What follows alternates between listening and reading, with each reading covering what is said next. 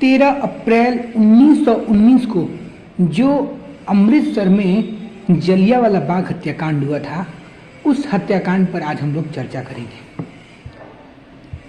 जलियांवाला बाग हत्याकांड से पहले हम लोग को ये जानना बहुत ज़रूरी है कि आखिर जलियांवाला बाग हत्याकांड हुआ क्यों, आखिर उसकी रीज़न क्या रही थी। जब हम किसी टॉपिक की बात करते हैं तो हमें उसके डीप तक जाना बहुत ही ज़रूरी होता है। तो आज हम लोग चर्चा करेंगे कि पंजाब में जलियांवाला बाग हत्याकांड क्यों हुआ था। 21 मार्च 1919 को रॉलेट एक्ट आता है। ब्रिटिश फौज थी, उन्होंने देखा कि भारत के अंदर राष्ट्रवाद की भावना, देशभक्ति की भावना बहुत तेजी से जागृत हो रही है। लोगों के अंदर देशभक्ति की भावना बहुत ही तेजी से जागृत हो रही है।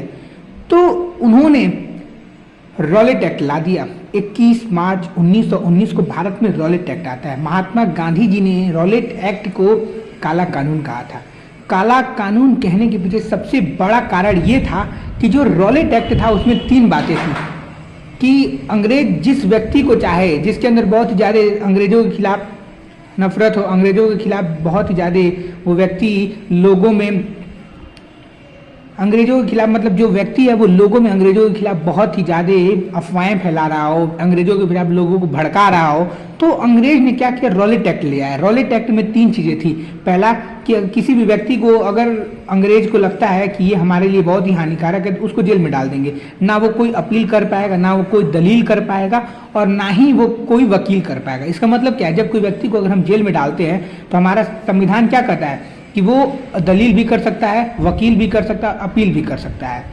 तभी तो लोग बेल के माध्यम से छूट जाते हैं। लेकिन वो रॉलेट एक्ट जो था उसमें ऐसी कोई सुविधा थी ही नहीं। अब वो व्यक्ति तभी छूट सकता है जब अंग्रेज जो थे, ब्रिटिश जो थे, उनकी इच्छा होगी तभी वो व्यक्ति छूट सकता है, उसके पहले वो छूट नहीं सकता है।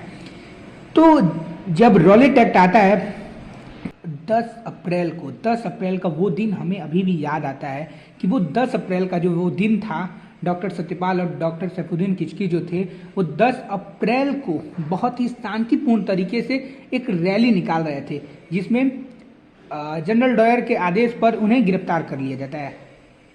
क्योंकि जो पंजाब था उस समय पंजाब का लेफ्टिनेंट गवर्नर ओ डायर था। तो जो 13 अप्रैल 1919 को घटना होती है, लगभग 4 बजे का समय था, जब वो वैसाखी का दिन था, 4 बजे का समय था और वो वैसाखी का दिन था। लोग 20,000 से ज़्यादा लोग जलियांवाले बाग में एकत्रित हुए थे और शांतिपूर्वक सभा का आयोजन कर रहे थे। उस दिन उस सभा का नेतृत्व जनरल डायर कर रहा था। जनरल डायर ने उस सभा में उपस्थित लोगों को आदेश दिया कि वो 2 मिनट के अंदर उस बाग को खाली कर दें। उस बाग में जो वो बाग था, उस बाग में जो लोग उपस्थित थे 20,000 से ज़्यादा, उसमें महिलाएं भी थीं, बच्चे भी थे, बुजुर्ग भी थे और युवा भी थे। वो लोग बहुत ही शांतिपूर्वक तरीके से सभा का आयोजन कर रहे थे, बहुत ही शांतिपूर्ण तरीके से वो स्पीच दे रहे थे, लोगों को का नेतृत्व कर रहे थे। लेकिन जनरल डायर ने कहा कि 2 मिनट के अंदर अगर आप लोग इस सभा को खाली नहीं करते हैं तो हम अंधुना गोली चलवा देंगे। और एक ही गेट था, उस गेट पर जनरल डायर खड़ा था और उसने बंदूक से मतलब गोलियां चलाने की आदेश दे दी। लगभग 1000 लोग उसमें मारे गए, जिसमें बच्चे भी शामिल थे, बुजुर्ग भी शामिल थे और महिलाएं भी शामिल थी। तो वो जो अत्यंत ही निंदनीय घटना घटी थी, तो जलियांवाला बाग था, उसमें लगभग 1000 लोग मारे गए थे, 1000 लोगों से ज़्यादा, और लगभग 300 से ज़्यादा लोग गंभीर हो गए थे। तो वो जो जलियांवाला बाग में हत्याकांड जो हुआ था उसमें उधम सिंह थे। वो उधम सिंह जिनकी उम्र उस समय 19 वर्ष थी, उस जलियांवाले बाग हत्याकांड में उनके पूरा परिवार, जो उनका पूरा परिवार था, वो उस हत्याकांड में मारा गया। तो उस दिन उधम सिंह ने शपथ लिया था कि जो ओ डायर है, अब लोगों के मन में प्रश्न है ओ डायर को क्यों, क्योंकि ओ डायर जो था, ओ डायर को क्यों मारने, क्योंकि जनरल डायर ने गोलियां चलाने का आदेश दिया था, इसलिए क्योंकि जो ओ डायर था उसने जनरल डायर का समर्थन किया था, उसने जनरल डायर की आलोचना नहीं की थी, उसने समर्थन किया और ना कोई उसने जनरल डायर के खिलाफ कोई बड़ा कदम उठाया। इसीलिए उधम सिंह ने 1940 में इंग्लैंड में जाकर, ब्रिटेन में जाकर ओ डायर की हत्या कर दी।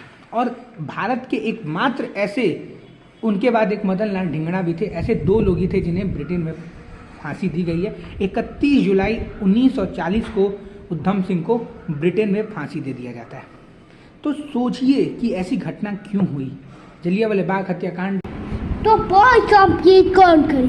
तो दोस्तों, आपके सभी भैया लोग हैं तो लाइक करिए, सब्सक्राइब करो, लाइक करो, शेयर करो। बाय।